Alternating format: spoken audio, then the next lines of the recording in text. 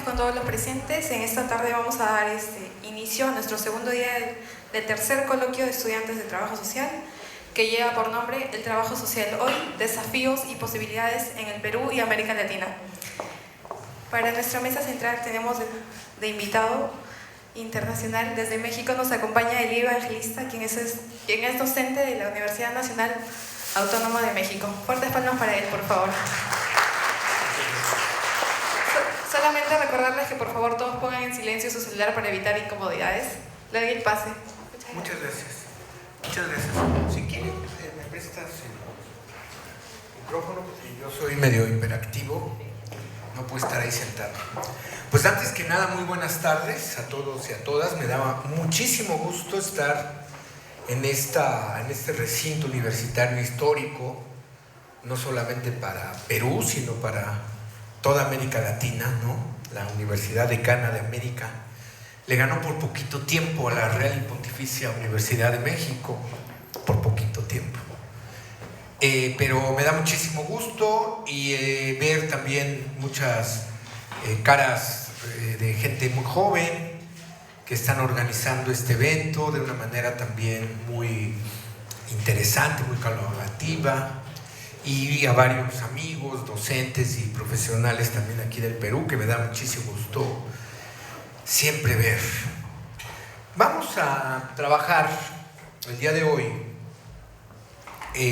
un tema que se empieza a discutir en el ámbito del trabajo social, pero también en el ámbito no solo de las ciencias sociales, de las ciencias humanas, sino en general, en el ámbito de la sociedad en general, tomando en consideración muchos de estas perspectivas críticas donde las sociedades organizadas, sus estados, como ayer lo decían, ¿verdad?, sus estructuras de gobierno, sus grupos, no aportan lo necesario para dar respuesta a diferentes problemas, necesidades, demandas sociales, y que justo al que tengamos estas visiones críticas de nuestras propias instituciones, que no dan la respuesta necesaria, empiece a surgir ya desde hace algunos años, por lo menos en el ámbito del mundo anglosajón o de América del Norte, tendrá unos 20 años que empieza a discutirse. En América Latina menos tiempo, pero empieza a discutirse esta visión de la innovación con su apellido importante, que es la innovación social, ¿sí? No la innovación empresarial, no la innovación tecnológica, no la innovación científica, sino la innovación con este apellido. Entonces vamos a trabajar el día de hoy esta perspectiva que desde hace cerca de unos 6 años yo me he dedicado a investigar y a poner en práctica en el ámbito no solamente de la formación universitaria, sino también en el ámbito del mundo de las instituciones, de las organizaciones, el tema de la innovación social crítica. Adelante. Vamos a ver 5 temas y yo quisiera que ustedes en esta conferencia me acompañaran siendo protagonistas ustedes también, y no solamente que vengan y que escuchen a un ponente, por muy internacional que sea, ¿verdad?, sino que ustedes me acompañen. Imaginemos que estos 5 puntitos van a ser 5 videos que ustedes van a ir imaginando, que van a ir construyendo, que van a ir visualizando con los elementos que yo les voy a dar. Pensemos que esta conferencia es la materia prima de lo que ustedes van a construir, que van a ser 5 videos. ¿Quién no nos dice que a lo mejor de aquí sale hasta alguien cineasta, además de trabajadora social, ¿verdad? Entonces vayan pensando, vayan punteando, vayan imaginando estos 5 videos. Un primer video que tiene que ver con nuestro tema central, en este coloquio, yo vengo y les pongo una posición. Ustedes pueden modificarla, cuestionarla, criticarla, ¿verdad? Para que ustedes tengan esta visión sobre el trabajo social contemporáneo. ¿Qué significa hablar del trabajo social contemporáneo? Y uno de los elementos que desde mi punto de vista van a ser sustantivos en el ámbito del trabajo social contemporáneo, que es este concepto que van a empezar ustedes también a mencionar mucho, que es el concepto de la centralidad de lo social. Vamos a ver el trabajo social contemporáneo y la centralidad de lo social como primer video. Todavía no, regresamos a ello. Luego vamos a ver otro video que no es otra cosa, el segundo y el tercer video no es otra cosa que desmenuzar este primer video, que es el trabajo social contemporáneo, ¿verdad? Vamos a desmenuzar, vamos a analizar con dos ejes de análisis que yo les propongo. Uno, hablar de los pilares profesionales del trabajo social contemporáneo. Entonces, en este primer video hablamos del trabajo social contemporáneo y de la centralidad de lo social. Segundo video, lo desmenuzamos al trabajo social. ¿Cómo lo vamos a desmenuzar? A partir de ver los pilares profesionales del trabajo social, ¿no? Yo les voy a hacer una propuesta, ustedes también la revolarán, evaluarán, la cuestionarán, la criticarán y podrán construir una propia. Tercer video, otro eje de análisis del trabajo social contemporáneo, que tiene que ver con las esferas de intervención en el trabajo social. Ayer, en la última mesa, acá con Lilla y con los compañeros, fue una buena discusión, creo yo, hablar, ¿verdad?, de la esfera del Estado y de la esfera de lo privado en el mundo de nuestras esferas contemporáneas, pero no son las únicas esferas. Vamos a ver que hay otras esferas desde donde también el trabajo social contemporáneo puede impactar para el propio desarrollo de su práctica profesional, ¿no? Entonces, video 2, pilares profesionales. Video 3, esferas de intervención, de acción profesional. Y luego el video 4, pues, que es la cereza en el pastel, ¿verdad? Ya que vemos todo el contexto del trabajo social contemporáneo, ver qué es la innovación social, qué es la innovación social crítica y cuál es su relación con el trabajo social, ¿no? Y finalizaremos con algo que también me pidieron desarrollar, que tiene que ver con estos campos emergentes. Yo más bien hablaría de campos de oportunidad dentro de el trabajo social contemporáneo y la innovación social. Eso sería lo que vamos a ver, estos 5 pequeños videos. Entonces yo quiero que ustedes me vayan ayudando imaginándolo. Adelante. Primer video. Aquí destacaríamos, por una parte, hablar de esta categoría que empieza a tener, también es una categoría que empieza a desarrollarse hace unos 20 años, pero que ahora se pone como una categoría que cuestiona el mismo modelo dominante en el que vivimos todavía,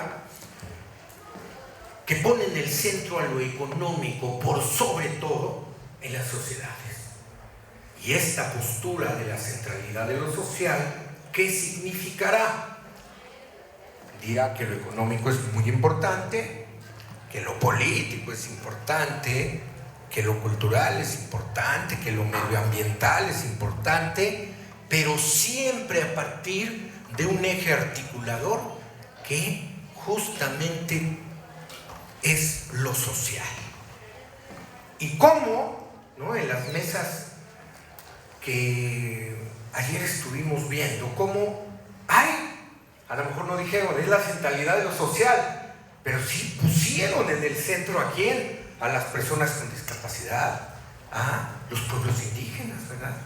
A lo mejor los compañeros no lo dijeron explícitamente, pero estaban, cuando uno los escuchaba, decía, pues es que tienen una perspectiva donde lo social es lo central, es decir, lo social es poner en el centro a los sujetos sociales más que a otros procesos económicos o políticos. ¿Sí? Por ejemplo, el modelo dominante, ayer lo decían con los ejemplos que nos planteaban, ¿verdad? Pues pone primero a lo económico antes que al medio natural y que a los sujetos que ven ahí, ¿verdad? Esta perspectiva de poner en el centro a los sujetos, a lo mejor para el trabajo social, no es como un gran descubrimiento. Pero en nuestras sociedades contemporáneas, que los sujetos mayoritarios siempre están al final de la fila, ¿verdad? En nuestras instituciones, ¿verdad? ¿Cuándo tendrían que estar? Al inicio. Una institución de salud, por ejemplo, pues tendría que preocuparse más que por funcionar adecuadamente desde una perspectiva administrativa, de procedimientos, tendría que pensar cómo funciona adecuadamente dándole una atención de salud de calidad a las personas, a sus pacientes, a las familias, ¿verdad? En el caso de México, ahorita pues hay toda una discusión muy fuerte, pues porque hay, ¿no?, una intención por modificar este modelo, pero que, pues eso no se hace de un día a otro, ¿verdad? Toca intereses, toca actores que no necesariamente ponen en el centro a los sujetos. Lo social significa poner en el centro a los sujetos. Lo económico es importante, claro. Fíjense, México es la economía número 11 a nivel mundial. Una sociedad de 125 millones de mexicanos dentro del territorio nacional y más de 28 fuera, que generamos una riqueza impresionante. Tanto que somos la economía número 11. Pero si nosotros ponemos en el centro a lo social, pues ¿de qué te sirve ser una economía número 11 si hay una desigualdad tremenda con respecto a los sujetos mayoritarios, ¿verdad? Se calcula más de la mitad de la población en pobreza, gente que está muriéndose de hambre, gente que no tiene acceso a la educación, a la salud. Yo les pongo el ejemplo, estamos en el lugar número 11, pero socialmente mi país pues no está en el lugar 11 socialmente, ¿verdad?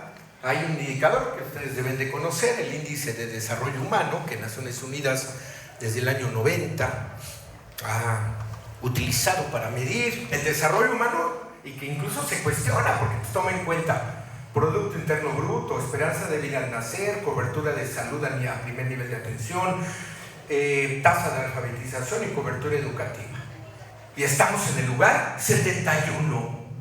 Fíjense, económicamente en el 11 y con el índice de desarrollo humano en el lugar 71.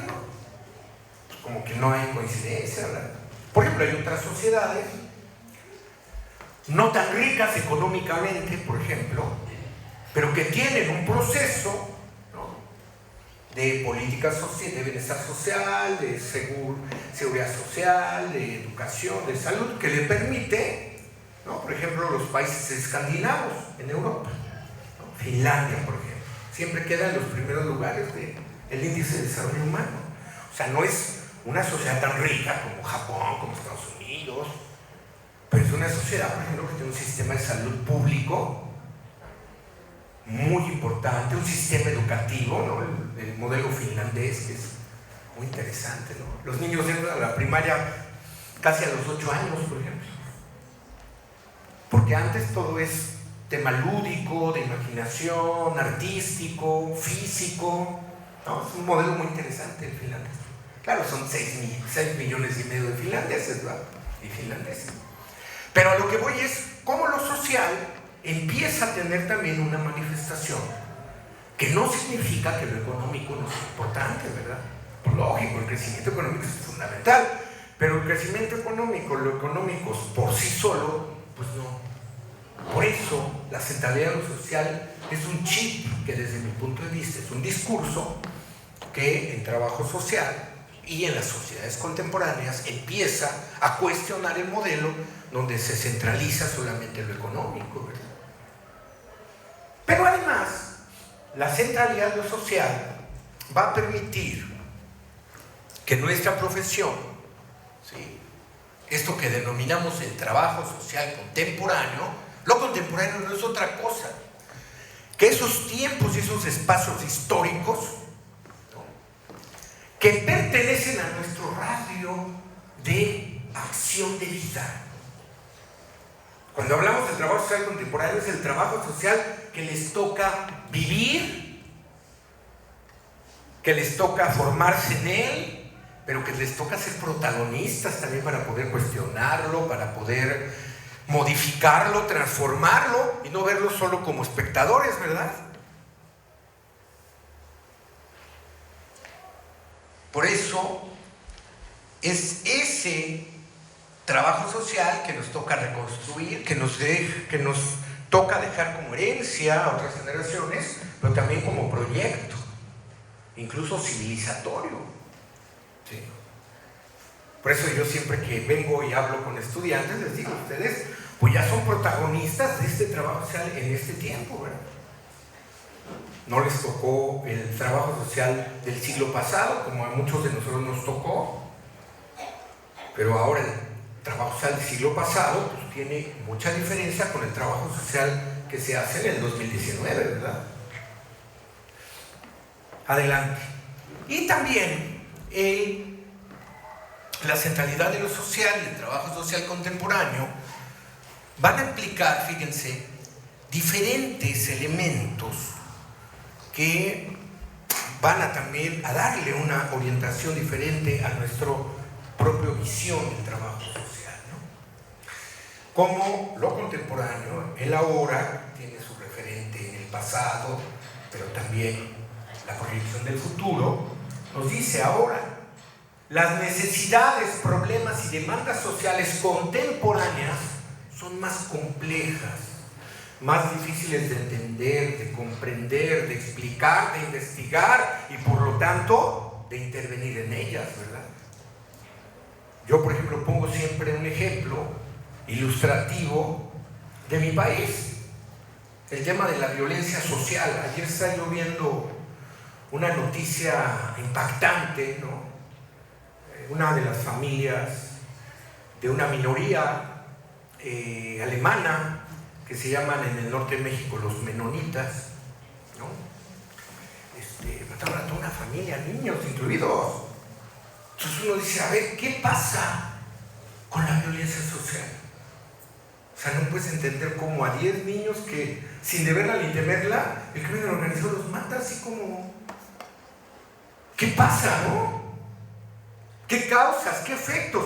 Pues violencia social siempre ha habido. Yo en México viví, mis papás siguen viviendo en uno de los sectores más duros, más peligrosos de la Ciudad de México.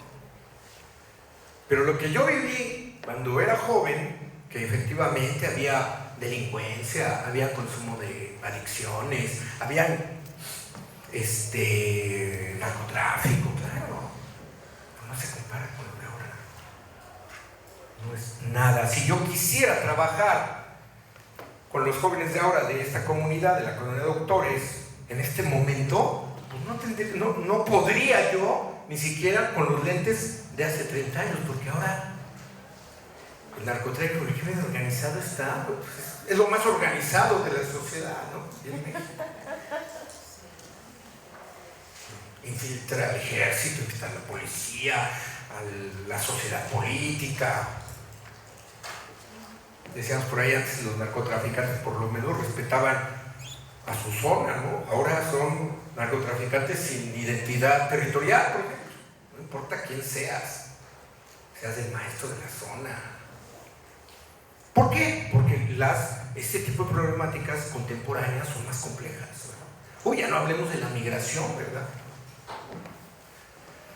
Allá en México decíamos, no, pues migra la gente de Centroamérica o la migración interna.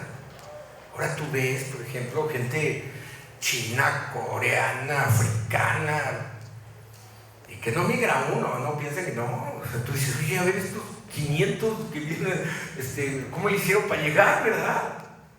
Porque son problemas y necesidades más complejos, ¿no? Globales, pero también que localmente se expresan con mayor complejidad. Además, los sujetos sociales contemporáneos somos más complejos también, ¿verdad? En la mañana yo les platicaba a los estudiantes en mi charla que yo hice mi tesis de licenciatura con una máquina mecánica, así, esas máquinas, que le dabas el teclazo y se movía todo el edificio, ¿verdad? En bototas. Pues lógicamente que ahora, pues, ¿quién ocupa una máquina mecánica para hacer una tesis de licenciatura, verdad? Tuvimos que agarrar las tecnologías, mi generación, así en el último vagón, si no, nos dejaban, ¿verdad? Los sujetos sociales de ahora somos más complejos, los sujetos con los que trabajamos son más complejos, ¿sí? Y además, los contextos globales, regionales, nacionales, locales y microsociales son también más complejos, ¿verdad? Lo que pasó yo por ejemplo veo ahora Lima, yo creo que hace 10 años, me acuerdo que pasar por ahí, por toda la zona para ir a Miraflores, por toda la parte pues no había infraestructura, ¿verdad? Ahora veo un montón de cosas parece que hicieron muchas cosas para los panamericanos, porque se ve que hay cosas como cosas deportivas, ¿no? En 10 años ya Lima está bien grande, ¿no?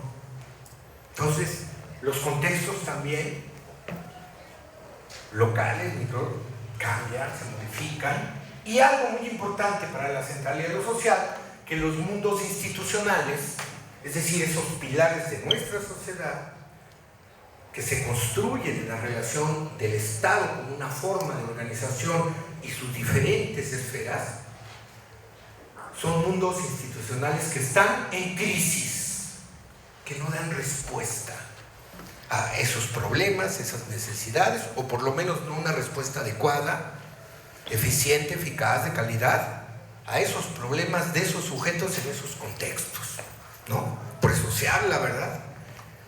Ayer había un debate muy interesante en la mesa de pueblos indígenas, ¿no? Como los mundos institucionales que tienen que ver, pues están en crisis. Algunos decían, no decía, pues que el Estado ni está, ¿verdad? Otros decían, el Estado aparece, pero para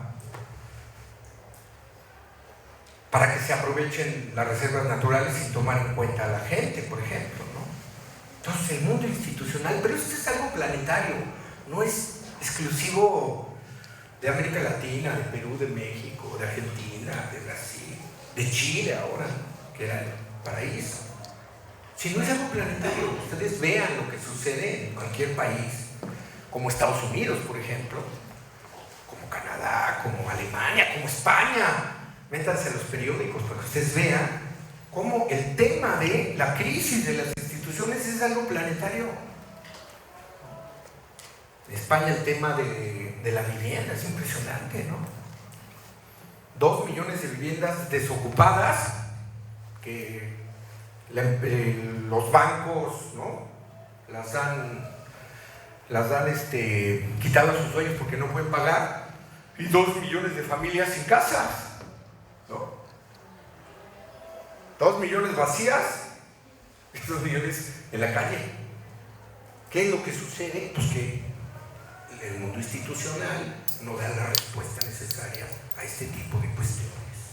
Por eso la centralidad de lo social va a tener como grandes desafíos cómo se generan nuevas respuestas, nuevas propuestas, incluso para mucha gente nueva institucionalidad, ¿no? Vean lo que está sucediendo en Chile. Se habla de una nueva constitución. Ya no se habla de decir, quítate Piñera, vete en Chile, ¿no? Me tocó vivir 3 años allá, hice mi maestría allá en los 90s, ¿no? El Jaguar de América. ¿Qué pasa ahora? Está dando resultados su institucionalidad y hay que transformarla. Ahorita está pasando en México mucho eso, ¿no? También. Entonces, La centralidad de lo social, necesidades y problemas más complejos, sujetos sociales más complejos, contextos más complejos, mundos institucionales en crisis, pues lo que se requiere ahora en las sociedades, digo, son nuevas respuestas, incluso nueva institucionalidad. Y todo eso, ¿por qué es importante para el trabajo social? Porque yo quiero hacerles algunas preguntas. A ver, ¿qué disciplina o qué carrera tiene como objeto de investigación, de intervención, las necesidades y los problemas sociales? ¿Qué carrera, qué profesión? Fuerte. Pues trabajo social, ¿no? Los estudiantes no están ustedes capacitados para investigar problemas y necesidades sociales. No les dan elementos de investigación social científica para ver, ¿no? ¿Cuál es la profesión que su eje en el que se estructura su acción profesional es la relación con los sujetos sociales? Con los pueblos indígenas, con las personas con discapacidad, con los migrantes, con los pacientes, con sus familias.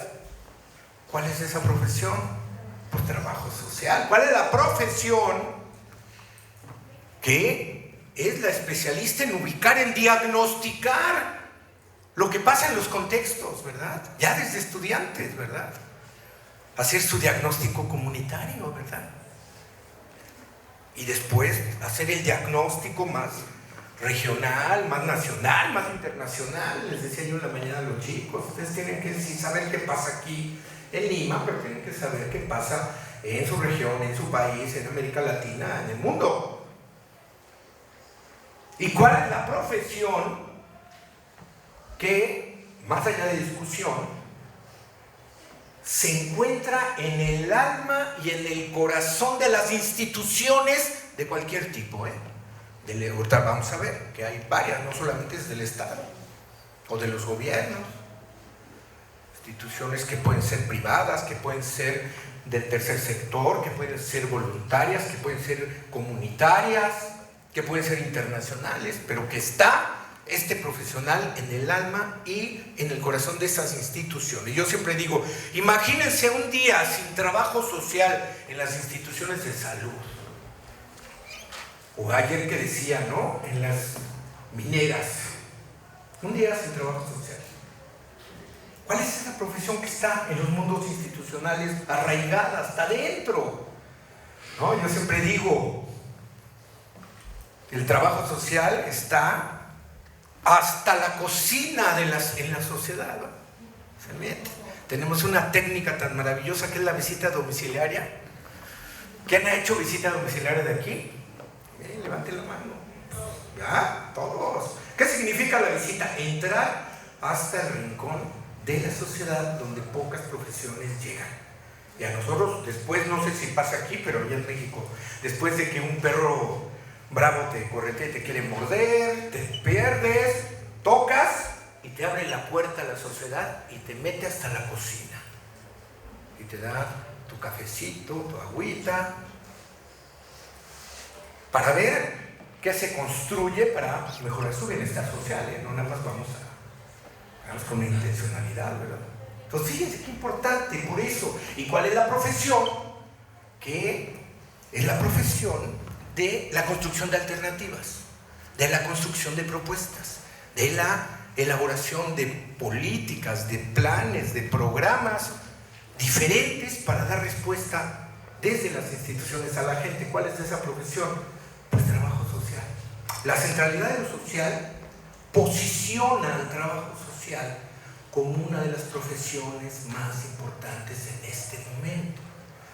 Porque si ponemos en el centro a lo social, a los sujetos, pues ¿cuál es la profesión que trabaja con los sujetos? Pues nosotros. No vamos a decir que somos la profesión única, propietaria de lo social, porque también hay ahora discursos del trabajo social de que si no eres trabajo social no hablas, ¿no? Porque no tienes autoridad. No, hay muchas otras profesiones. Y más allá de profesiones, otros contextos, otras esferas. Pero sí podemos decir dentro de la centralidad social, el trabajo social contemporáneo, porque nos forman para esto. Adelante. Segundo video. Este trabajo social contemporáneo lo vamos a desmenuzar, decían, otros dos videitos, video 2 y 3. El 2 tiene que ver con los pilares profesionales del trabajo social contemporáneo. Desde mi punto de vista, los pilares profesionales, hagan de cuenta, y qué bueno que hay estudiantes y hay profesionales, ¿no? Que nos va a quedar claro este video. Un primer camino, pilar de nuestra acción profesional es el proceso formativo, ¿sí? Es decir, ustedes, los estudiantes, se están formando para ser trabajadoras y trabajadores sociales profesionales, ¿no? Entonces, un pilar es el pilar formativo. Una vez que ya acabamos nuestro proceso formativo, acabamos nuestras materias, hacemos obtenemos nuestro título, ¿no? Allá en México tenemos una especie como de cédula de identidad profesional, se llama la cédula profesional. Obtienes tu cédula, tu título, y entonces pasas ya a el ámbito de las instituciones, que pueden ser del Estado u otras, a realizar funciones de trabajo social y a que la institución, ¿no?, te retribuya con un salario directo e indirecto, prestaciones y todo lo que signifique, ¿sale? Entonces, esos son los pilares. Primero se forman y luego nos vamos a el desarrollo. Yo hablo de que hay 5 grandes pilares en el trabajo social contemporáneo. 3 pilares más reconocidos y 2 pilares más en construcción. El primer pilar yo le denomino el ciclo de vida del trabajo social, el pilar del ciclo de vida del trabajo social, que está conformado por procesos de investigación social, de construcción de diagnósticos sociales, de planeación social, de gestión de recursos para esas iniciativas de planeación, de intervención social, de evaluación social y de sistematización de las experiencias de trabajo social. Entonces yo digo, hay un primer pilar, el ciclo de vida, donde nosotros nos formamos primero para ser investigadores sociales, especialistas en construir diagnósticos, especialistas en planeación, ¿verdad? Cómo hacer un plan, un programa, un proyecto. Ahora hay otros instrumentos como los modelos de intervención, los protocolos de actuación, ¿no? Otros instrumentos de la planeación, ¿no? La propia planeación estratégica, el marco lógico para planear, ¿no? Una serie de instrumentos y de herramientas, pero además de que somos investigadores o nos formamos para eso, para elaborar diagnósticos, para la planeación. Platicaba hace ratito con una maestra que hay otro momento en el ciclo de vida que aparece ya como una necesidad en el trabajo social, que es esta parte de no solamente planear, sino lo que planeamos, cómo lo fundamentamos con recursos, ¿verdad? Todo lo que es ahora la gestión de recursos para proyectos sociales, para iniciativas de trabajo social. Antes, por ejemplo, la planeación más tradicional en el trabajo social, en una práctica, por ejemplo, era hacer tu proyecto comunitario. Y de repente decías, ¿y de dónde saco los recursos? En mi proyecto digo, ¿cuántos recursos requiero? Pero no los tengo. Yo les digo a mis alumnos, no, pues ustedes ya, el trabajo social contemporáneo, ve la planeación y ve cómo, qué tienes de recursos y los que no tienes, dónde los obtienes, cómo los obtienes y los obtienes, ¿no? Muy importante. Y luego la propia intervención que suscita, ¿no?, cómo estos instrumentos que ya tienen recursos se construyen, se aplican con la participación, pues, de la gente, de los sujetos. Y luego, como les digo a mis alumnos de prácticas, ¿no?, dizque evalúan, dizque sistematizan, pero pensemos que sí, ¿no? Acá en México, por lo menos, el tema de la evaluación, puede haber una materia de evaluación, una materia de sistematización, cuando deben de ser ejes Fíjense, hay planes de estudio en México que tienen 10 materias de investigación social vinculadas a la investigación. Investigación cuantitativa, cualitativa, estadística, ¿no? Taller de investigación. Y de repente hay planes que no tienen una materia de sistematización, cuando es algo fundamental, ¿verdad?, en este ciclo de vida. Por eso cuando les digo a mis alumnos de primer semestre, oiga maestro, me dice, ¿y qué vas a hacer como trabajo social? Pues vas a ser un profesional en este primer pilar especializado en investigación social científica, ¿verdad?, en construir diagnósticos sociales científicamente, que muchas veces ahora la discusión es cómo una política pública no se hace si no hay un diagnóstico. ¿Y quiénes somos los especialistas de los diagnósticos sociales? Pues nosotros. ¿Sí? La planeación, la gestión, la intervención, la evaluación y la sistematización. Normalmente, desde un punto de vista más formativo, se piensa que el trabajo social se forma solamente con este pilar. No necesariamente. Ayer el maestro comentaba algo muy importante que yo dije, de ahí me voy a agarrar para mañana a comentar. ¿Se acuerdan que hubo una mesa ayer con estudiantes, ¿no?, que nos platicaban sobre sus prácticas preprofesionales? Y entonces las compañeras decían algo así como, es que hacemos solamente cuestión administrativa. Desde mi punto de vista, un segundo gran pilar estratégico, es decir, formativo, y que después las instituciones demandan incluso más que el ciclo de vida, es justamente el pilar que yo denomino el pilar de la administración social y del fortalecimiento de instituciones y de servicios sociales. ¿Sí? O sea, como el trabajo social contemporáneo es un especialista en la administración social. No es administración técnica, instrumental. Es decir, cómo también nos formamos, nos tendríamos que formar y capacitar para ser profesionales de la administración de servicios sociales, del fortalecimiento de las instituciones y de los servicios sociales. Entonces yo creo que el tema administrativo desde la perspectiva social es muy importante, ¿no? Hace 30 años, cuando yo estudié, un maestro de ahí de la escuela de la UNAM, que por cierto fue funcionario muy importante durante mucho tiempo en la administración pública, nos decía hace 30 años, ustedes son administradores de los servicios de bienestar social. 30 años después, ahora se pone de moda la administración social. Maestro tiene libros como que habla de la administración social desde hace años. Y ahora, se pone de moda la administración. Pero con esta idea de que la administración tiene una dimensión social para poner en el centro a los sujetos, ¿verdad? Y que no pase como en México, que vas a sacar una cita a la instancia de salud y te la dan 4 meses después, ¿verdad? ¿Qué significa eso? Que no hay una buena administración.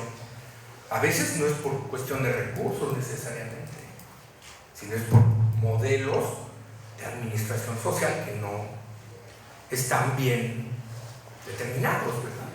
Entonces, segundo elemento, segundo pilar profesional, el pilar de la administración social. Y creo que desde el trabajo social hay que darle una repensada a este pilar, que implica, ustedes saben, un proceso administrativo que implica efectivamente investigar, planear, organizar, dirigir, coordinar, evaluar los servicios sociales que toda sociedad tiene y que muchas veces, ¿saben?, no cumplen con la eficacia, con la eficiencia, con la calidad. Ahora el tema de la calidad es muy importante desde una perspectiva social. La calidad de los servicios sociales. Por ejemplo, los planes de estudio que yo conozco en México, al menos, no sé, ustedes aquí ya me dirán, pero, por ejemplo, si hay una materia de administración social, ya es mucho. cuando es algo que es muy importante para nosotros. Y como los decían varias a las chicas, ¿no? La administración al final es una gran disciplina. Hay veces que la vemos como herramienta, pero si la vemos desde el punto social, es una disciplina que pone en el centro también a los sujetos.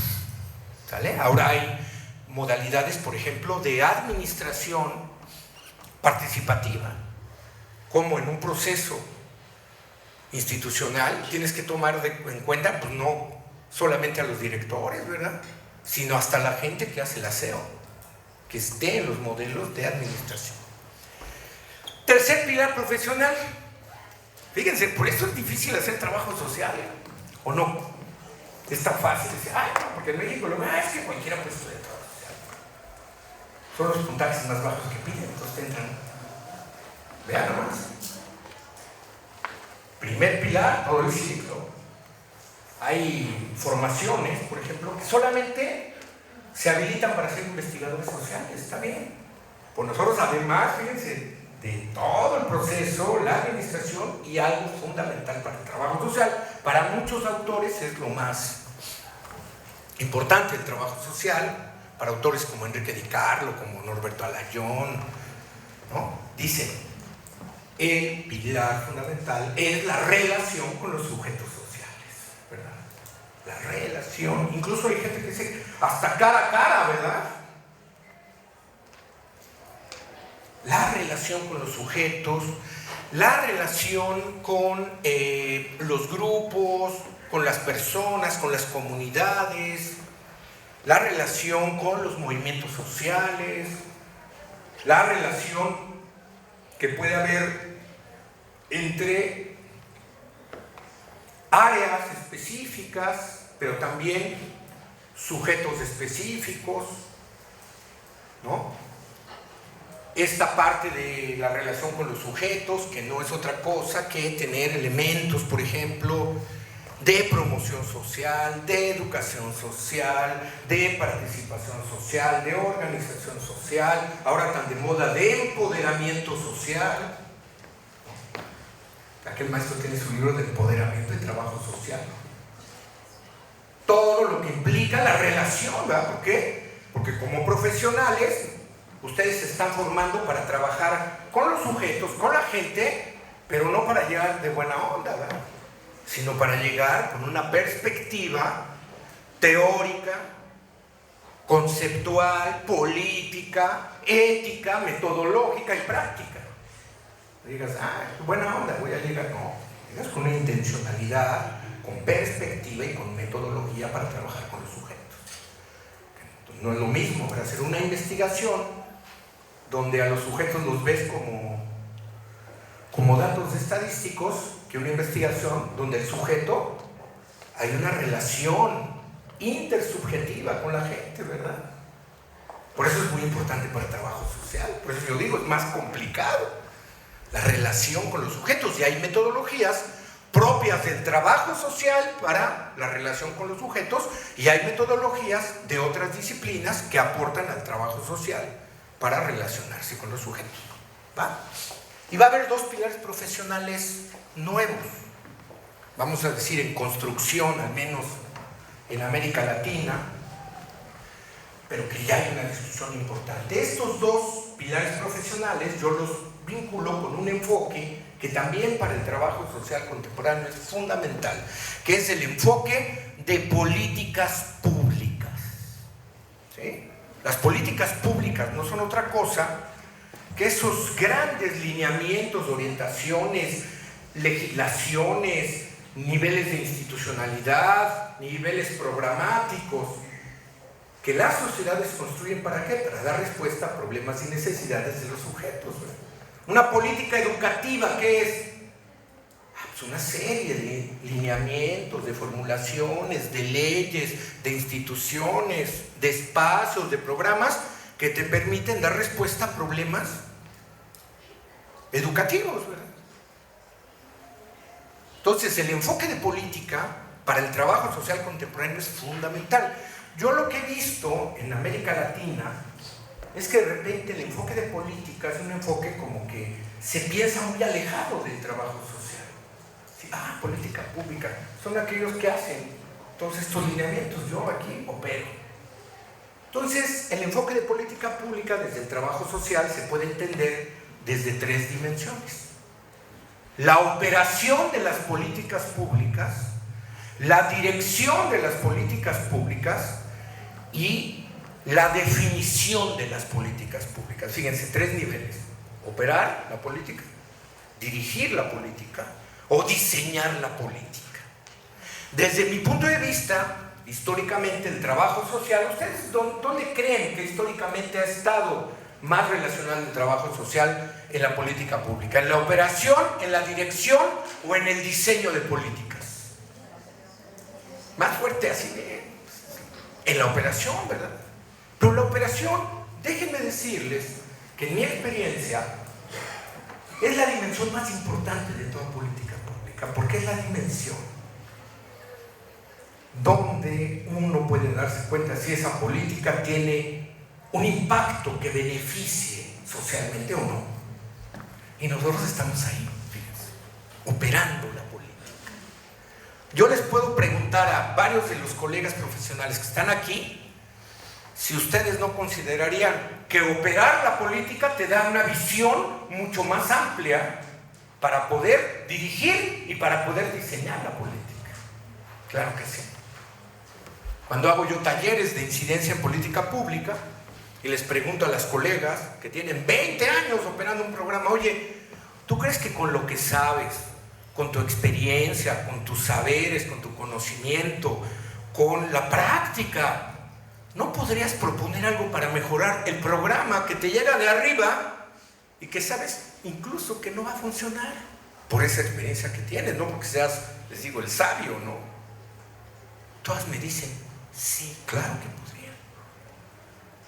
En mis 24 años que tengo dando capacitación, jamás alguien me ha dicho, Eli, mi experiencia operativa no me podría ayudar para dirigir o para diseñar política. Si hay alguien aquí que diga que no, su experiencia no le ayudaría en eso, ¿no? Pues le hacemos un estudio de caso, se hace un bestseller aquí, ¿no? ¿Por qué? Porque sé que su experiencia operativa les da una visión diferente. A mí, por ejemplo, me tocó coordinar el programa de poblaciones callejeras de la Ciudad de México. 3 años coordiné este programa. Y bueno, yo tenía que ir a las brigadas, ¿verdad? Y tenía que conocer los puntos de calle y hablar con los líderes de los puntos de calle. Decía yo que los sujetos ahora son más complejos porque los propios de calle sabían sus derechos, ¿eh? No eran ¿no? Como los de calle de hace 30 años que no, a ver, señor, yo conozco mis derechos, maestro. Usted no me puede mover de aquí por esto, por esto, por esto. Muy bien. Pero también hay responsabilidades y obligaciones, señor. Entonces, a ver, véngase, platiquemos. Y gracias a un proceso de operación, de política, pudimos llevar a cabo modificación en la ley de poblaciones callejeras, en la institución que dirigían, en los programas, tanto así que incluso contraté de lo participativo que hicieron, tuve hasta que contratar brigadistas que eran de población callejera, que ya habían superado su condición de calle. Uno hasta después estudió trabajo social, imagínense. Lo enamoré tanto del trabajo social que dijo, y quiero estudiar. Y ahora es un trabajador social, ex chico de calle, que trabaja y que tiene su organización para trabajar con gente de calle. Pero fíjense, la operación es lo más importante. Yo les decía, es entrar, operar política pública es entrar hasta los rincones más recónditos y oscuros de la sociedad, donde pocos profesionales llegan y el trabajo social sí.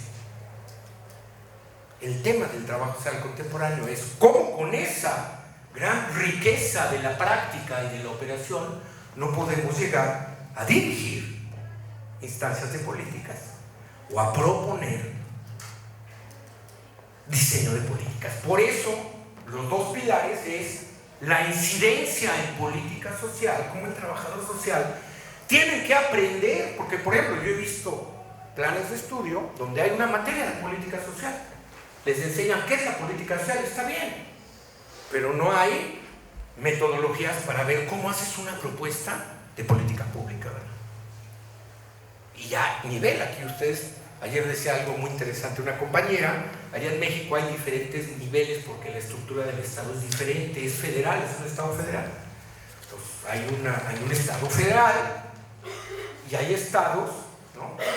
Les llaman las regiones, ¿cómo les llaman aquí? Departamentos, hagan de cuenta, pues tienen su propio Congreso, sus diputados, tienen su poder judicial, tienen su poder ejecutivo en diferentes niveles. Entonces es diferente, ¿verdad? Allá puedes incidir en política pública desde lo federal, pero también desde lo estatal y desde lo municipal. Entonces, pero, por ejemplo, yo no he visto planes de estudio que a los chicos los enseñen más allá de lo que es la política pública, ¿no? Algo más metodológico. Cómo hacer una propuesta de política pública y el tema de la gerencia social, que es la dirección, no solamente de instancias, sino de propuestas de política pública, de programas de política pública, de equipos de política pública, de instituciones de política pública, que muchas veces, pues el trabajador social, tenemos experiencias muy interesantes, sobre todo en Brasil, en Argentina, en Uruguay y en Chile, como la carrera de trabajo social, por ser una carrera organizadamente muy fuerte, ha logrado incidir en política. Y hemos tenido ministros de desarrollo social, trabajadores sociales, ministros de vivienda, por ejemplo en Chile, con Bachelet, un colega era el ministro de vivienda, trabajador social especializado en vivienda que entró desde la operación y que pudo llegar y que hizo cosas interesantes en su momento, ¿verdad? ¿No? En Brasil con Lula todo lo que serían los institutos de la familia, el Instituto para la Mujer, el Instituto de las Juventudes, lo dirigían colegas de trabajo social, o se entraron a un nivel de dirigir políticas, de gerencia social. Espero que pronto aquí en Perú el trabajo social se empodere para incidir en la gerencia social. También hay varias elaboraciones aquí sobre gerencia social acá en Perú, pero también para incidir en política pública. ¿Sale? 3, video 3, esferas de intervención, esferas de acción profesional. Este trabajo social, fíjense qué complejo va. Pero qué interesante cuando lo desmenuzamos, lo analizamos. Acuérdense, el análisis es desmenuzar las partes de un todo, verlas y luego volverlas a unir, ¿verdad? Entonces, estos pilares. Yo, por ejemplo, ahorita tengo una propuesta, estamos trabajando en una propuesta de maestría en trabajo social ahí en México, a distancia, que el plan de estudios son los pilares profesionales. Un eje de ciclo de vida. Tienen que aprender investigación, otro eje, administración, otro eje, relación con los sujetos, otro eje, política pública, ¿no? Y estamos ya trabajando, ya la tenemos muy avanzada. Queremos hacerla latinoamericana para que algunos compañeros de aquí la puedan usar, ¿no? A distancia, pero vamos a estructurarla así. Y el otro tema, que no son los únicos temas, ¿no?, del trabajo social contemporáneo, pero yo les trajo esos dos porque en la discusión de ayer creo que había como interés el tema de las esferas de acción profesional. Es decir, desde dónde se hace trabajo social. En América Latina pues tenemos una visión muy estadocéntrica todavía, ¿verdad? Pensamos que todas las instituciones del Estado y del gobierno en sus diferentes niveles son a donde vamos a ir a trabajar. Por lo menos en México, fíjense, el esquema estadocéntrico es mucho más fuerte. Estaba yo viendo más o menos porcentaje con respecto a Perú. En México el 86% de profesionales estamos vinculados a instituciones del Estado o de los diferentes gobiernos en sus diferentes niveles.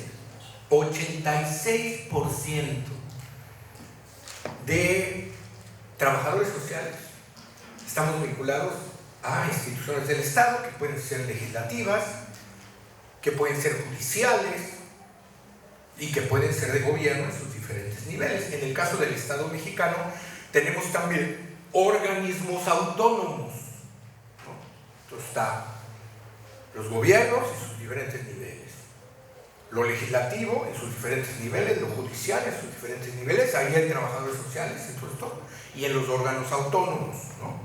Como las universidades, por ejemplo, que son públicas allá, son autónomas, o sea, reciben dinero del Estado, pero son autónomas porque se autogobiernan ellas, son autónomas en ese sentido. Las comisiones de derechos humanos, todo lo que es la fiscalización, ahora la lucha contra la corrupción, un sistema de anticorrupción, es organismo autónomo, es decir, no es gobierno, no es ámbito judicial, no es ámbito legislativo, pero sí es del Estado, ¿verdad? Entonces tenemos, en el caso del Estado, aquí ayer que estaba yo fascinado escuchando su discusión sobre el Estado y los pueblos indígenas, ¿verdad? Allá el Estado mexicano ahora está en una transición muy fuerte, muy fuerte. Es diferente, viene de una revolución, ¿verdad? De Zapata, de Villa, con visión de derechos, visión social, que últimamente, bueno, pues se ha metido mucho al tema de la corrupción, todo esto que les comenté. Pero es interesante saber que es una esfera, pero el Estado no es la única esfera de la sociedad. Hay otras esferas. Este modelo neoliberal que nos dice, tal pareciera que solamente hay Estado y todo lo que no es Estado es la otra esfera que tiene sus cuestionamientos, pero en trabajo social es importante verla. Ayer la discutían, ¿verdad? La esfera privada, de lo privado, la esfera del mercado, que en el ámbito social pues ha tenido cada vez una importancia, ¿verdad? Ahora hay hospitales públicos y hay hospitales privados, ¿verdad? Hay universidades públicas y hay universidades privadas. Lo privado en lo social cada vez ha entrado más, sobre todo con una visión de rentabilidad, ¿verdad? De ganancia y de lucro. Sí, pues te puedes ir a una buena universidad, pero pues para estar ahí pues tienes que pagar, ¿verdad? A un hospital para que te atiendan, allá en México por lo menos, si no dejas un cheque en garantía o tu tarjeta de crédito en garantía, no te atienden. Lo privado está ahí está. En el caso de Perú es muy interesante, yo estaba leyendo que Perú, por ejemplo, es el país donde la comunidad de trabajo social es mayoritaria del ámbito privado por esta ley de las minas, de la minería, que exige que por cada una serie de cantidad de mineros, las compañías tienen que contratar trabajadores sociales, que ayer lo comentaba la compañera, ¿verdad? Se calcula que estaba yo viendo que el 55%, fíjense, de sus profesionales están en el ámbito de lo privado. Y ahí está el ámbito, como decía el compañero, y ayer estaba la discusión buenísima, ¿verdad?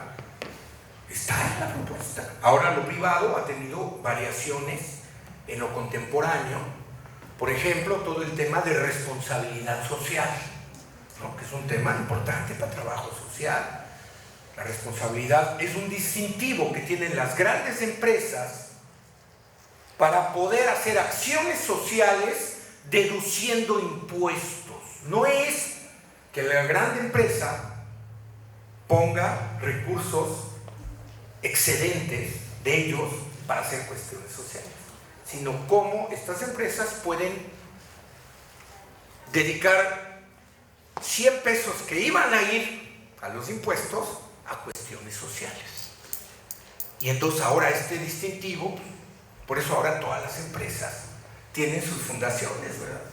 Menos en México, Carlos Slim, que es uno de los más ricos del mundo, él le venden la empresa que es Teléfonos de México, era pública, cuando viene todo el movimiento neoliberal, le venden, ¿no? Teléfonos de México, se la rematan bien barata. Por eso se hizo pues, el más millonario de comunicaciones. No, creo que Claro es de Carlos Slim. Sí. ¿No? Entonces está metidísimo, ¿no? Tú ves Claro. Bueno, y él fue de los primeros que vio esta parte de la responsabilidad social, porque de Teléfonos de México hizo la Fundación Telmex. Entonces decir, tengo que pagar todo este impuesto, puedo dedicar a cuestiones sociales y los deduzco. Ahora está ahí, la propuesta. Yo conozco mucha gente del trabajo social en México que le ha entrado a la responsabilidad social, y la directora, por ejemplo, de la Fundación de Santander, del Banco Santander en México, es colega trabajadora social y hace cosas muy importantes a nivel de responsabilidad social. La del doctor Simi, no sé si conozcan ustedes o hayan llegado por acá, que es una farmacéutica de medicamentos muy económicos, también es colega, y muchas colegas que hacen proyectos de responsabilidad social. Está otra figura, no sé si aquí en Perú esté, que son las instituciones de asistencia privada. Aquí es diferente, son familias que tienen mucho dinero o empresas que tienen mucho dinero y que quieren hacer cuestiones sociales. Ahí son recursos privados para hacer cuestiones sociales. La responsabilidad son recursos que se van a impuestos para que las empresas hagan, no, es una diferencia. Allá la institución de asistencia privada son pues familias que tienen mucho dinero y que pueden hacer instituciones de asistencia privada. También, por ahí está. Pero está lo privado está. Para quien quiera, y hasta el trabajo social puede entrar ahí. Pero no todo en la vida es Estado, gobierno y privado. La sociedad es más plural.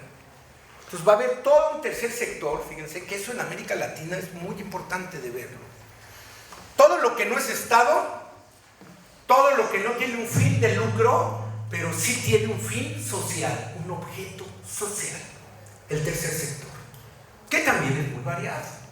En el caso de México, ¿no? El tercer sector se hace desde las que antes se llamaban ONGs, organizaciones no gubernamentales, porque se oponían al gobierno. Ahora se llaman las OSCs. Cambiaron, ¿verdad? Organizaciones de la sociedad civil, porque tienen relación con el gobierno, tienen hasta financiamiento del gobierno, ¿no? Financiamiento privado y financiamiento autogestivo también.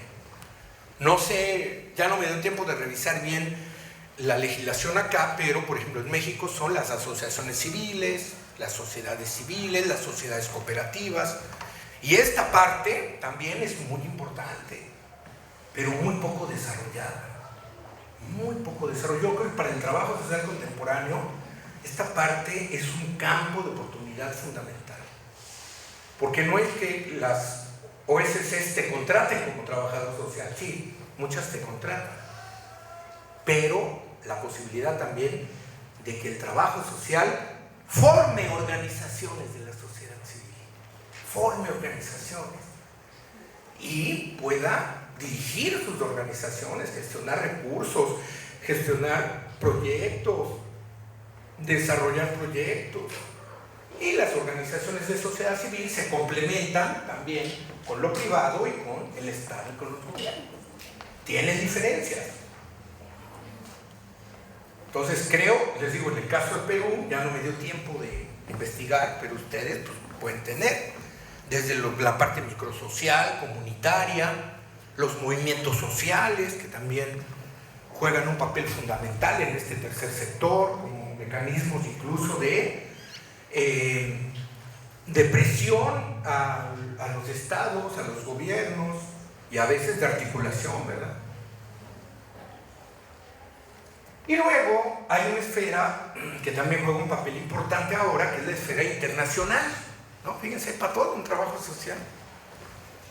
Ya hay gente que yo conocí, por ejemplo, hace como 5 años que vine, conocí a una compañera de Amnistía Internacional Perú, que era trabajadora social. Todo lo internacional, que pueden ser organizaciones de sociedad civil, que pueden ser instituciones privadas y que pueden ser agencias de cooperación para el desarrollo, ¿no? Es decir, cada país tiene su agencia. Perú tiene su agencia de cooperación, de Perú, de Chile, de México, pero hay otras agencias muy poderosas, por ejemplo, la alemana, que da mucho financiamiento para proyectos sociales, la canadiense, ¿no? La norteamericana, que se dedica más bien como al narcotráfico, y si tienes proyectos de ese tipo, se te da un buen recurso, las agencias de cooperación y lógicamente las instituciones internacionales que trabajan los temas sociales, ¿no? Como el propio PNUD. Conozco muchos colegas de trabajo social que son consultores del Programa de Naciones Unidas para el Desarrollo, que ahorita están trabajando los objetivos del milenio, ¿no? Que trabajan en la CEPAL, que trabajan en UNESCO, en UNICEF, el tema de niños. Entonces también lo internacional juega un papel importante. En el caso de México, el sistema de procuración de justicia, que era un sistema muy enraizado en esta mirada como muy todo de documentos, se hace un sistema oral.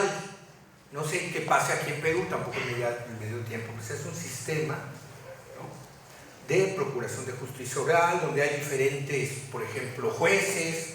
El primer juez no es el mismo con el que acaba el juicio, y entonces hay todo un área que se está construyendo en México, que es el área de el peritaje en trabajo social. El sistema de procuración de justicia ahora más es mediador, ¿no? Se busca una mediación. Antes decíamos allá, se robaban en un gancito y se iba directo al reclusorio.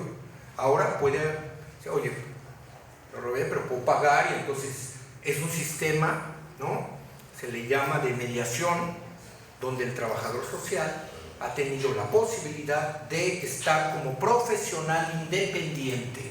Mucha gente allá en México ya se capacita en peritaje social y pone su despacho. Ya no trabaja ni en el Estado, ni en lo privado, ni en el tercer sector, ni en lo internacional, como profesional independiente. En el caso de México eso no existía, es de la reforma del 2009, van a ser 10 años de reforma.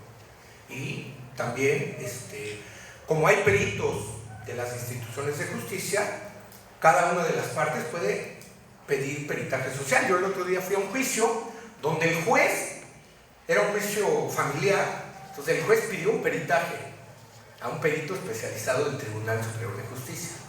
Una parte pidió un peritaje en trabajo social con una colega y la otra parte pidió. Entonces los protagonistas eran los 3 trabajadores sociales que estaban ahí, ¿no?, haciendo la investigación pericial y planteando, ¿no?, y que muchos de ellos ya son como profesionales independientes, ¿no? Entonces vean, también las esferas de acción profesional también son plurales, y no necesariamente uno puede estar en una, sino simultáneamente en otra. Porque en mi caso, ¿no?, yo trabajo en la universidad, en la UNAM, que es una parte del Estado, ¿no? Trabajo de 7 a 9 de la mañana, porque allá las clases empiezan a las 7, y doy una clase a distancia. Y de ahí pues me voy a mi trabajo, al gobierno de la ciudad, ¿verdad? Y además tengo mi organización civil, que es la Red de Investigaciones y Estudios Avanzados en Trabajo Social, que de capacitación nos hemos pasado mucho a las publicaciones, ¿no? Se dan cuenta de nuestras publicaciones, ya después les vamos a mandar más, ¿no? Hemos hecho como una organización de ese tipo, más de capacitación y de publicaciones. Pero ustedes pueden también trabajar en un espacio, hacer su organización, ¿no? En el caso de México hay todavía el sistema anterior, están terminando los últimos con el sistema de pensiones y de jubilaciones anterior, que era por años laborados, no por edad, ¿no? Entonces mucha gente que empezó a trabajar a los 18 años, a los 48 años ya está jubilando. Y les digo, ¿no?, colegas de trabajo social que se jubilaron, les digo, hagan su organización civil, les ayudamos, ¿no? Y la han hecho mucha gente. Y da capacitaciones, consultorías, investigaciones, como sociedad civil organizada. Entonces no solamente es para las nuevas generaciones, sino también para las viejas generaciones estas opciones, ¿no? Y se pueden complementar. Y para trabajo social significa un proceso de organización y de empoderamiento de las organizaciones. Muy bien, pues ya casi acabamos, vamos a llegar a la cereza en el pastel. ¿Todo esto para qué? Para ver el tema de la innovación social. Adelante, ya vamos a acabar, ¿eh? La innovación fíjense, va a ser un enfoque teórico, conceptual, ético, político, metodológico, técnico y práctico. Es decir, es un enfoque que nos va a permitir entender los procesos de la centralidad de lo social, porque su nombre lo dice, es innovación social. ¿Con qué tiene relación? Pues con las necesidades, los problemas sociales, los sujetos sociales, las instituciones de diferentes ámbitos, no solamente las públicas, las privadas, las sociociviles, las microsociales, que lo que hace es cómo dar capacidad de respuesta adecuada, creativa, innovadora a esos problemas desde esas instituciones con esos sujetos más complejos. ¿Sí? La innovación social como tal, lógicamente que también, como yo dije, que es una postura teórico, conceptual, política, pues va a haber diferentes tendencias. Yo identifico cuatro grandes tendencias de la innovación. La tendencia más procedimental, que es la tendencia más instrumental de la innovación, ¿no? Que implica modificar manuales de procedimientos, todo como lo más administrativo para mejorar el funcionamiento de una institución, ¿no? Es como la más instrumental, lo más técnica. Va a haber otra visión de la innovación social que de repente es muy peligrosa en los ámbitos, ¿no? Porque siempre se dice, es que tienes que ser innovador porque no hay recursos. Entonces tú sé innovador, no importa. A ver cómo le haces, trabajador social, sobre todo en los ámbitos institucionales donde el trabajo social y el departamento de trabajo social juega un papel de todo lo que no se puede hacer, mándaselo allá para que te lo resuelva, ¿verdad? No sé si suceda esto aquí, pero en México así es. Uno dice, no, lo que no resuelve la institución, mándaselo a trabajo social porque ellos sí lo resuelven. Entonces, una visión más de optimización de recursos. Sé innovador porque no hay recursos, a ver cómo le haces, pero saca de trabajo. Una visión más funcional de la innovación, ¿no? Es decir, hay que innovar para que todo siga igual. Y hay una visión más crítica de la innovación social, que esta visión es la que quiero compartir con ustedes adelante. Esta visión crítica de la innovación, que va a tener varios fundamentos. Primero, la centralidad de los sujetos sociales. Pero esta innovación, ¿qué va a decir? Los sujetos sociales sí tienen problemas, necesidades, pero tienen también saberes. Fíjense qué importante.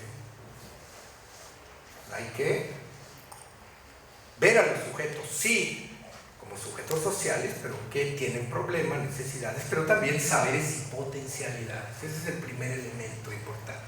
Ahorita les voy a poner el ejemplo con los chicos de calle, ¿no? Pues imagínense, ¿quiénes eran mis mejores brigadistas? Cuando los contraté, pues ellos, ¿verdad? Conocían hasta de nombre. Me metí en los respiradores del metro, en la Ciudad de México, en el drenaje profundo, donde había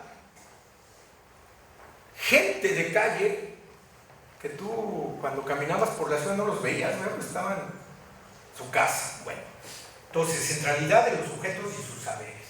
Un enfoque de derechos, que es muy importante en el trabajo social. No es discurso solamente. Tú como trabajador social te posicionas ética y políticamente frente a un sujeto cuando lo ves como un sujeto de derechos y no como una persona que tiene que tiene derechos, que conoce sus derechos, que exige sus derechos, que defiende sus derechos, que promueve sus derechos y que concretiza sus derechos. La innovación social tiene que ver con un enfoque que más que es de intervención, es de acompañamiento profesional.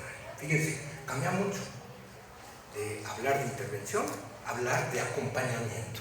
Acompañamiento es un proceso con nosotros sujetos profesionales, los otros sujetos de la intervención, que más que de la intervención son sujetos que acompañamos en los procesos, que puede ser acompañamiento personal, familiar, grupal, institucional, pero también a nivel estructura, que acompaña procesos colaborativos y simbólicos. Fíjense, esta idea de innovación lo que hace es promover procesos colaborativos, colectivos, y no una innovación social individualista. Y finalmente es una innovación crítica porque busca la transformación social, fíjense, desde las propias instituciones, sean del Estado, sean de lo privado, o sea, de cualquier ámbito. Entonces, ¿cómo se ve decir que una institución puede ser una trinchera de lucha y de transformación social? Mis amigos anarquistas no me perdonan mucho allá en México, pero discutimos bonitamente cómo también desde las instituciones pueden haber procesos de transformación y no necesariamente solo procesos de control y de dominio, sino también de transformación. Adelante.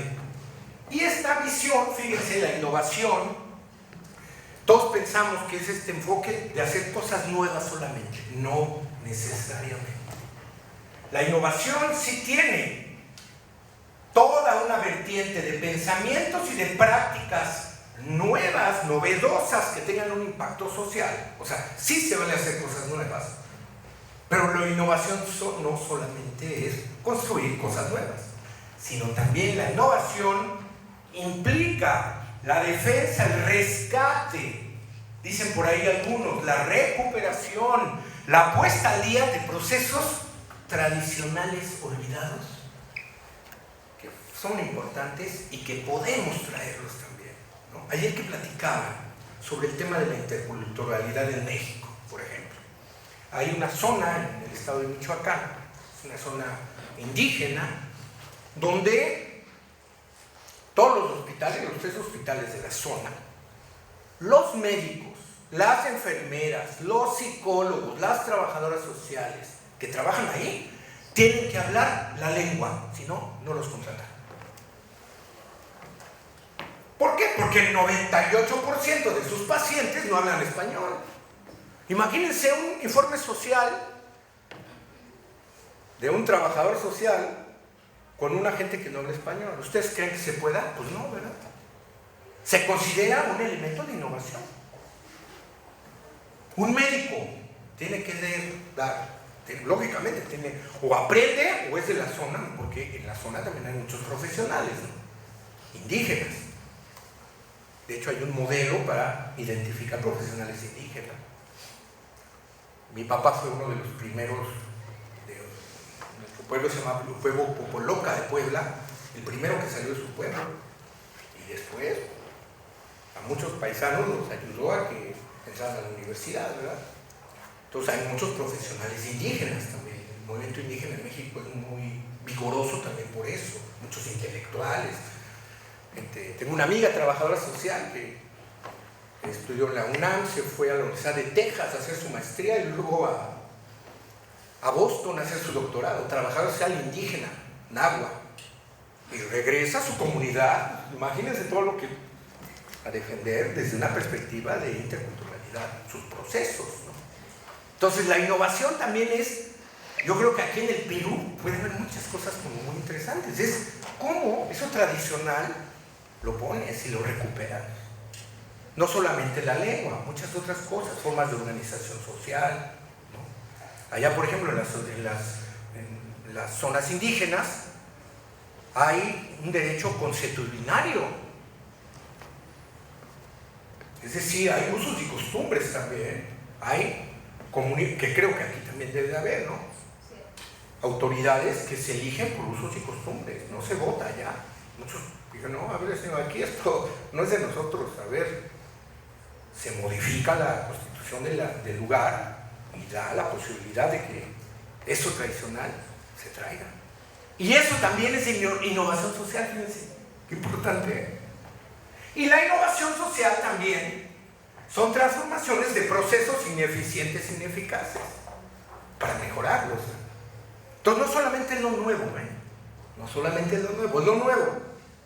Es lo tradicional, cómo lo recuperas y cómo lo no tradicional, pero lo que se hace mal en las instituciones, lo modificas a marcos de transformación social.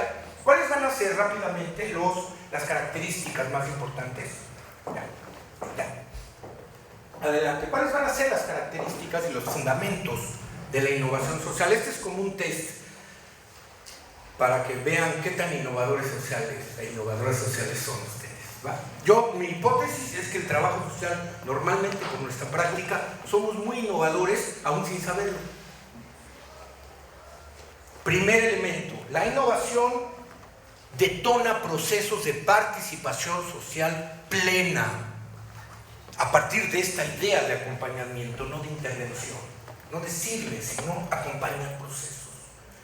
Innovar es impulsar los procesos de participación que, como ustedes saben, tienen niveles de información. La gente, para que participe, pues, se tiene que informar, tiene que opinar, tiene que tomar decisiones, tiene que tener conocimientos sobre los temas y desarrollar acciones que generen transformaciones continuas y permanentes.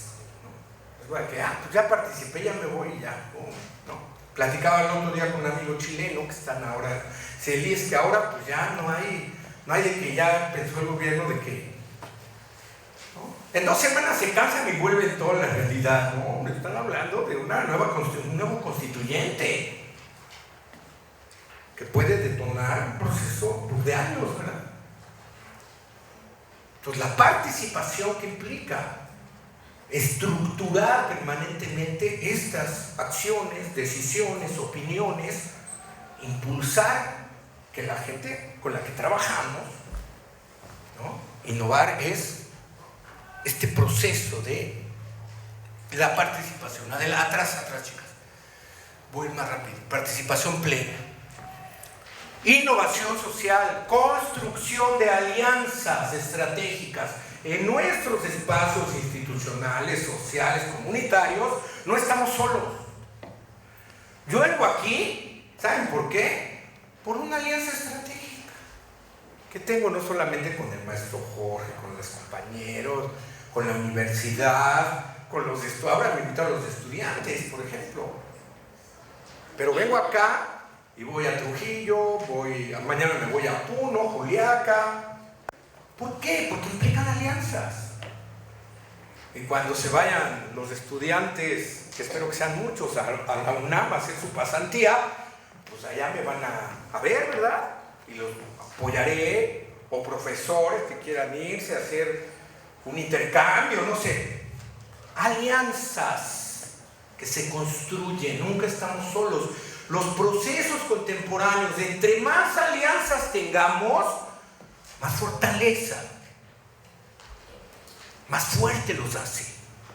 Ustedes piensen en todas las alianzas que puede haber, desde lo microsocial hasta lo internacional. Ustedes piénsense así, porque eso es innovación también para los procesos. La innovación es algo muy importante. Aquí sí quiero mucho.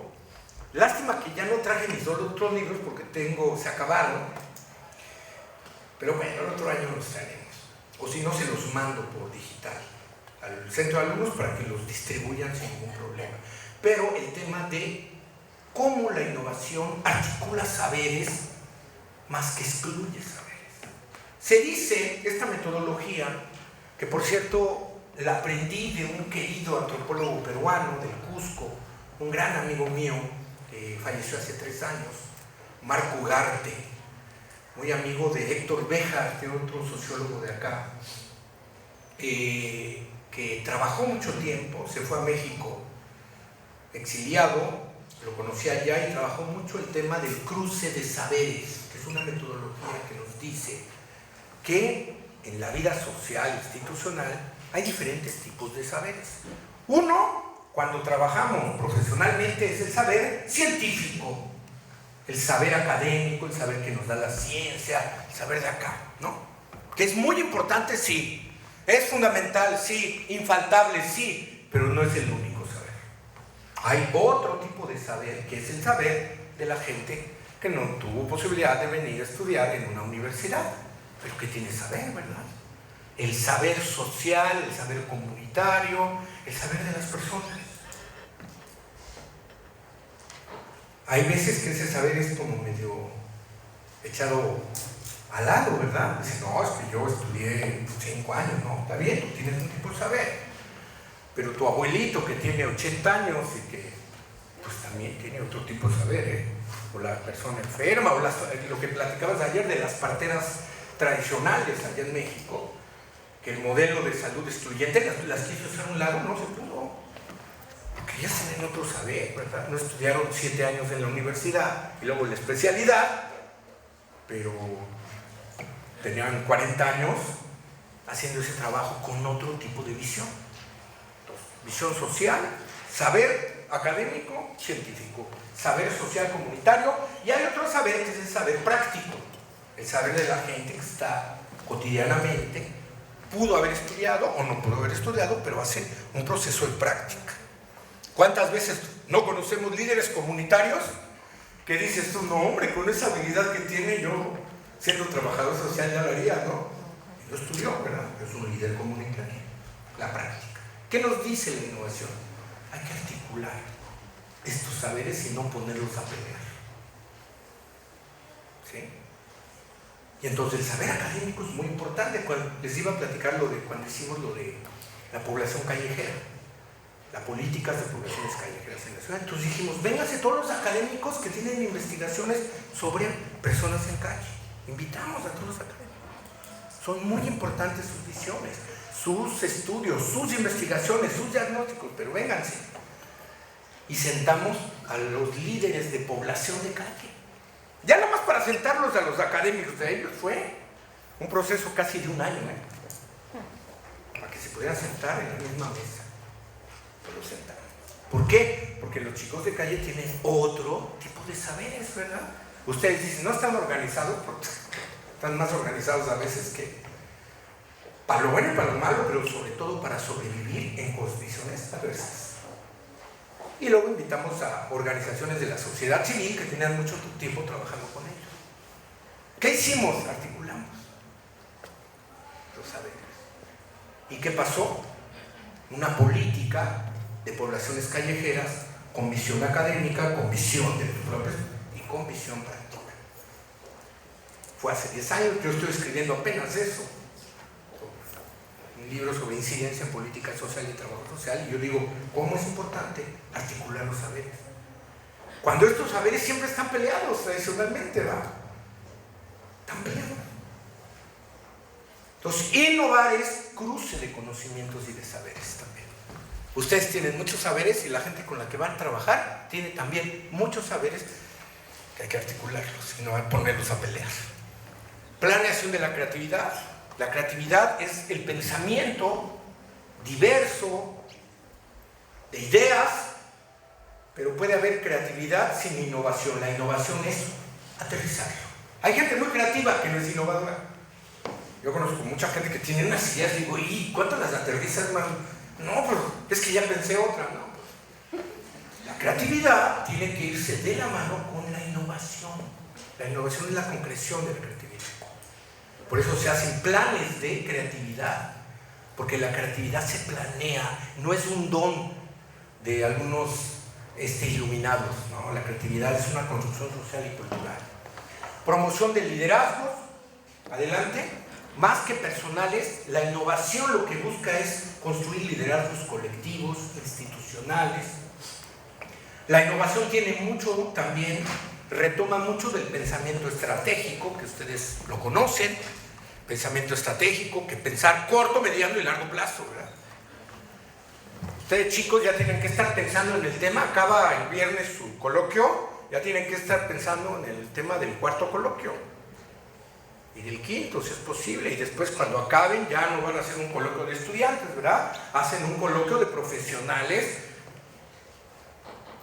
y tienen que estar pensando ya los que van iniciando, mirando 4 años, ¿verdad? ¿Dónde van a estar? ¿Qué quieren ser? ¿Qué temas? ¿No? Corto, mediano, largo plazo. fortalezas, oportunidades, debilidades y amenazas. ¿Para qué somos buenos y para qué no somos tan buenos, verdad? Si a mí me invitan a dar una clase aquí de investigación cuantitativa, pues yo me siento ahí, ¿verdad? Mejor que vengan los especialistas. Pero en mi equipo tengo a las 2 mejores trabajadoras sociales recién egresadas, que son las expertas en investigación cuantitativa de América Latina. Entonces yo no soy muy bueno, pues están aquí a mi lado, ¿verdad? Cuando se necesita. ¿Sí? Entonces eso también es innovación. Y construcción de estrategias diversas. Esto es muy importante en el trabajo social. Tradicionalmente nos forman para caminar una sola ruta, un solo camino.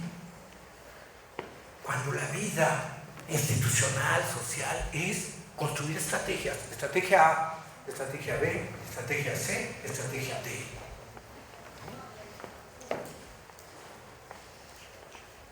Priorizar la A, ¿verdad? Pero si no, pues ya tienes la B, y ya tienes la C, escenarios, estrategias, alternativas. Más que trabajar en equipo, la innovación lo que hace es formar equipos de trabajo. Muy importante. Ustedes tienen que formarse como equipo.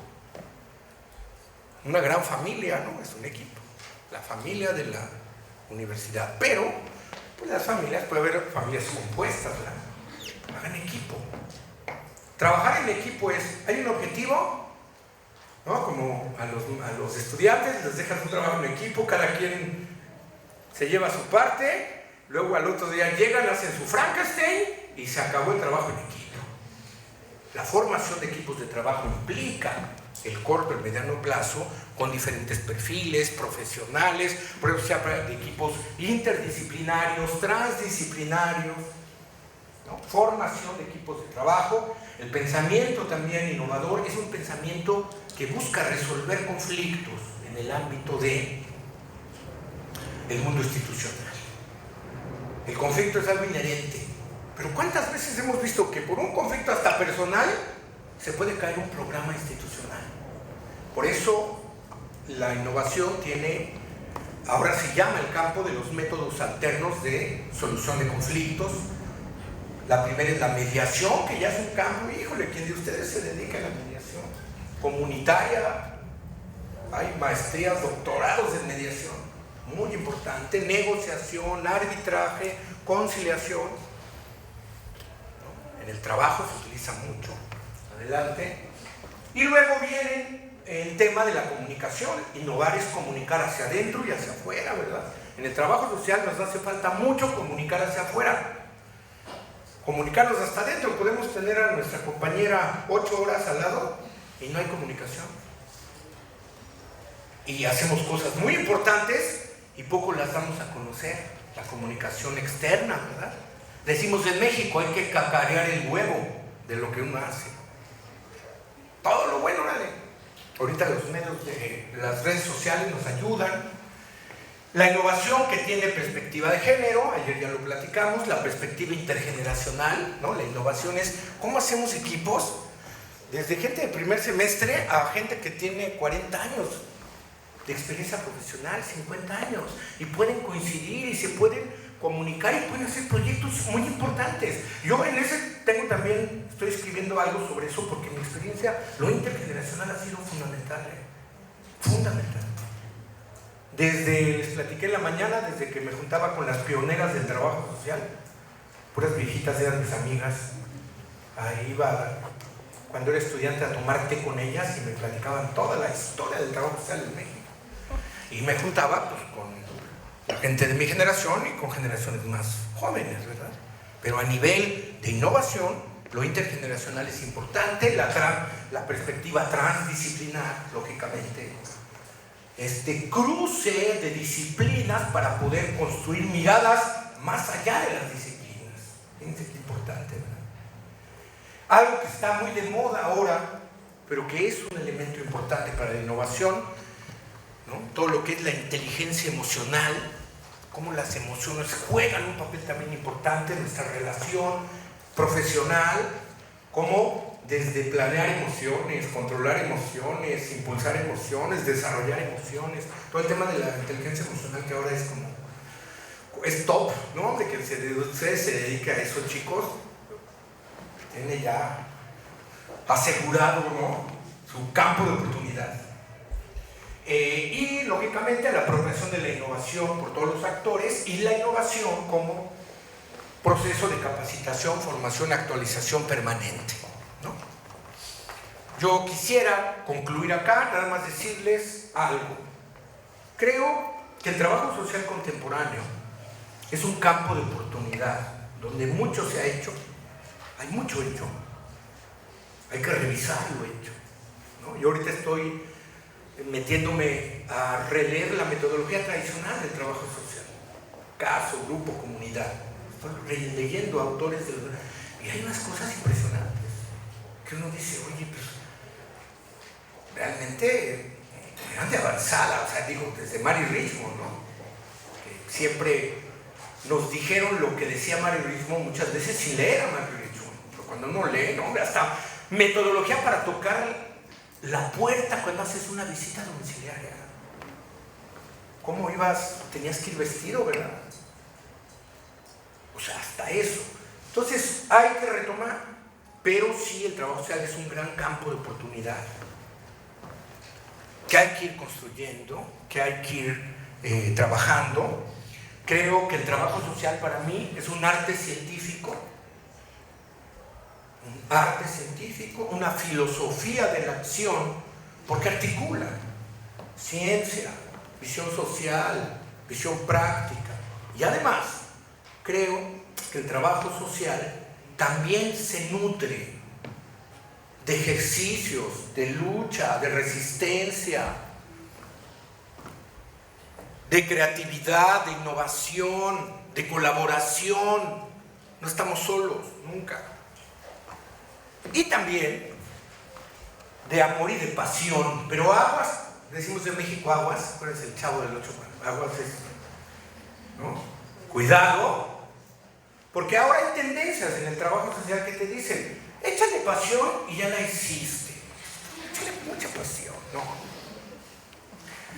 Si no hay formación, si no hay visión, perspectiva teórica, conceptual, ética, política, metodológica, práctica, con la pasión solita no la hacen. Por eso, a la pasión hay que meterle la formación. Y entonces sí, ¿verdad? Formados, ¿no?, con pasión, muy bien, pero con pasión, sin formación, pues yo no he encontrado ejemplo que, ¿no? Entonces, el trabajo social es pasión con formación. Muchas gracias y muy buenas tardes.